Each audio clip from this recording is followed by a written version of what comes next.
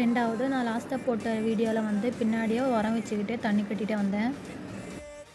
குச்சிக்காட்டில் இருக்கிற பில்லெல்லாம் அள்ளி போட்டு ஒரு 4 மணிக்கு போல் இந்த சொட்டு நீர் இருக்கிற சோளத்துக்கு உரம் போடுறதுக்கு வந்தேன். சொட்டு நீரில் ஒரு ஓரமாக மட்டும் கொஞ்சமாக பில்லு இருந்துச்சு. இந்த பில்லுலேயே உரம் போட்டோம்னா பில்லு குப்புன்னு வந்துடும், சோளத்துக்கு உரம் உரைக்காது. அதனால கொஞ்சமாக இதை பிடுங்கி எடுத்துகிட்டு பின்னாடியே உரத்தை போட்டுட்டு வந்தேன். திடீர்னு மழை பெஞ்சிச்சின்னா சோளக்காட்டுக்குள்ளே உள்ளார பூந்து உரத்தை வைக்க முடியாது.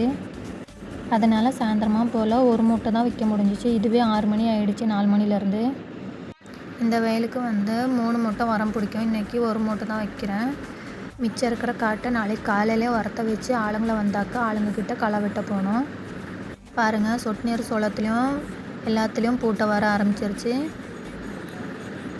சொட்டு நீரில் வந்து ஒவ்வொரு செடியும் எனக்கு மேலேயே வளர்ந்துருக்கு. நான் காட்டுக்குள்ளே இருந்து தான் வீடியோ எடுக்கிறேன்.